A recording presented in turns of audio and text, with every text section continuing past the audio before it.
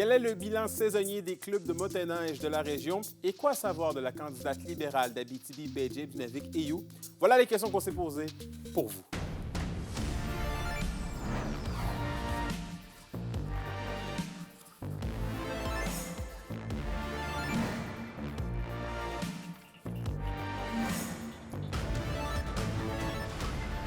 Ici Anthony Dallaire et voici vos informations.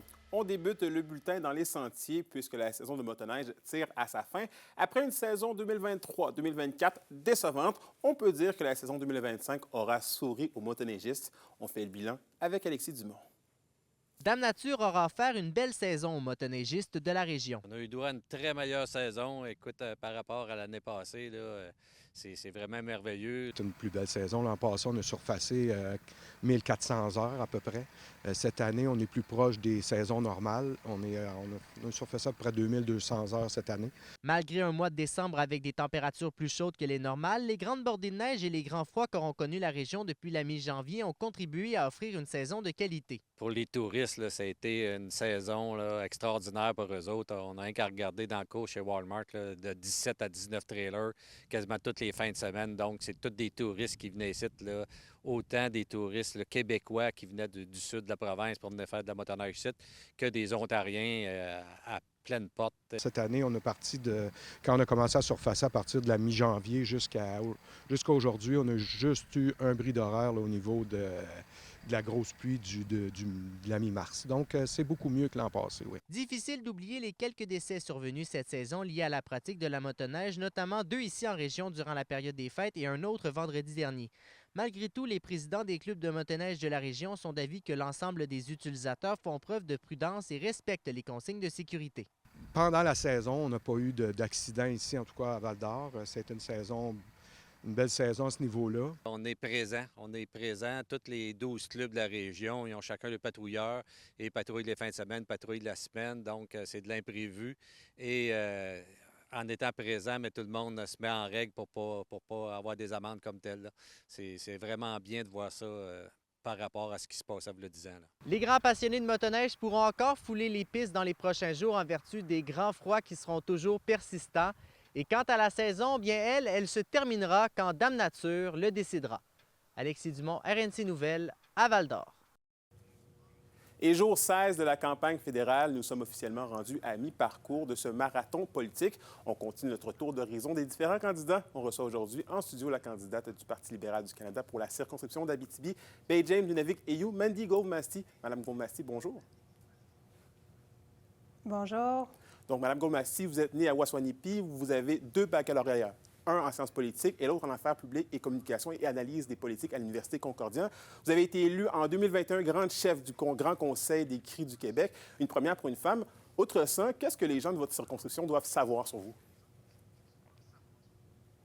Oui, je viens de Waswanipi. J'ai aussi resté à Nemeska. Je reste aussi à Chibougamau. Je suis vraiment quelqu'un qui vient qui est né et vient de la région aussi. J'ai resté toute ma vie ici. Sauf le temps que j'étais à l'université, j'étais à Montréal, mais j'ai revenu. J'ai fait grandir mes 4 enfants ici. Là, sont tous rendus adultes. Là.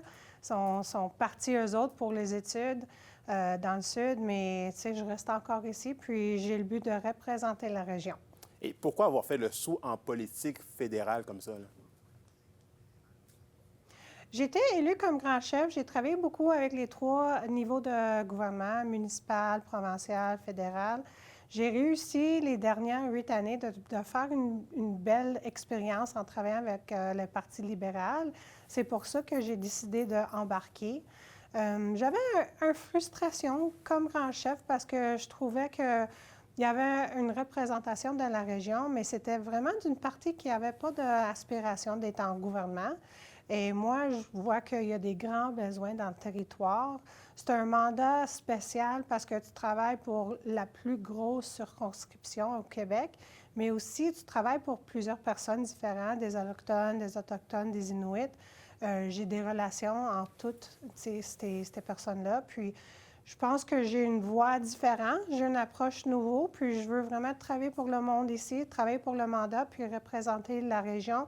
Pas juste représenter, mais augmenter le profil aussi de cette région. C'est très important. Et justement, en parlant de cette représentation-là, est-ce que vous jugez que le Parti libéral est vraiment le meilleur véhicule politique pour faire briller les enjeux régionaux au Parlement, là, dans un monde où on sait que le parti n'a jamais fait de grands scores là, ici, en Abitibi-Témiscamingue et dans le nord du Québec? Là? Oui, je pense que ça va être mon but de vraiment augmenter aussi le profil du Parti libéral. Avant que j'ai commencé, j'ai rencontré le premier ministre, M. Carney, pour lui dire, tu sais, je viens d'une place très spéciale, très importante. On sait que 65 du bois, ça vient de Abitibi-Baie-James. Les investissements minéraux, ça vient de notre région aussi. Les barrages, 8 de les 11 barrages sont dans le territoire ici. C'est quelque chose que j'entends souvent parler dans les États-Unis, des besoins de toutes ces choses-là.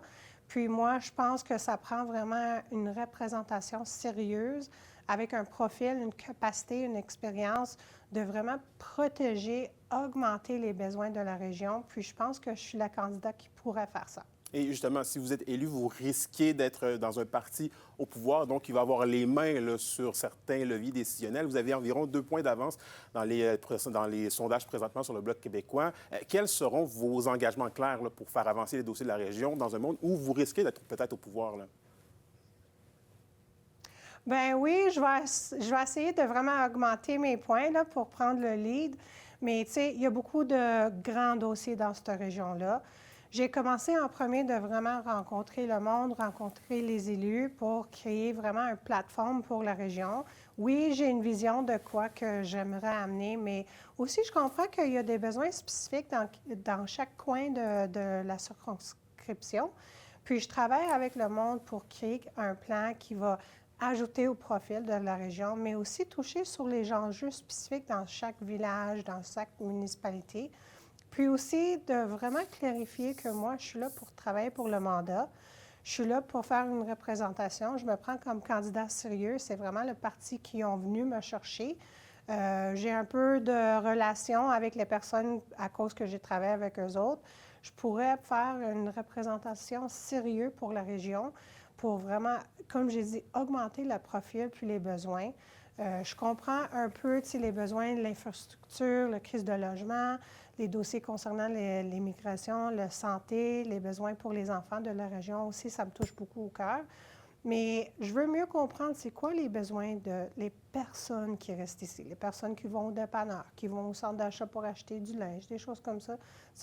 C'est pas juste le but d'être représentatif, c'est aussi le but de comprendre puis vraiment être clair sur les besoins de la région. Puis aussi éduquer le monde de savoir comment le niveau fédéral représente ici, puis les programmes qu'on pourrait faire rentrer dans cette circonscription-là. Parfait. Manny Goldmasty, je rappelle que vous êtes candidate pour le Parti libéral du Canada pour la circonscription d'Abitibi-Baie-James-Naviki-Ioux. Merci beaucoup de votre passage et bonne fin de campagne. Merci. Et au sport, les Huskies de Rouyn-Noranda accèdent à la 2e ronde des séries éliminatoires de la LHJMQ. La Meute a signé un gain de 8-4 vendredi soir pour ainsi remporter la série face aux Olympiques de Gatineau en 5 matchs. De leur côté, avec une défaite de 5-2 vendredi, les Foreurs ont subi l'élimination en 5 matchs face aux Cataractes de Shawinigan. Et à la météo de l'Abitibi-Témiscamingue pour ce soir et cette nuit, c'est de la neige intermittente pour l'Abitibi, alors qu'on prévoit une accumulation entre 5 et 10 cm de neige pour le Témiscamingue, minimum de moins 15 degrés Celsius pour l'Abitibi et de moins 13 degrés Celsius pour le Témiscamingue. Pour la journée de demain, c'est généralement nuageux avec des maximums de moins 6 degrés Celsius. Et finalement, en aperçu pour mercredi, on prévoit une alternance de soleil et de nuages avec des maximums de plus 1 degré Celsius. Et voilà, c'était vos informations régionales. Merci encore une fois d'avoir été des nôtres. Nous, on se dit bien évidemment à demain pour la suite des choses. D'ici là, prenez soin de vous.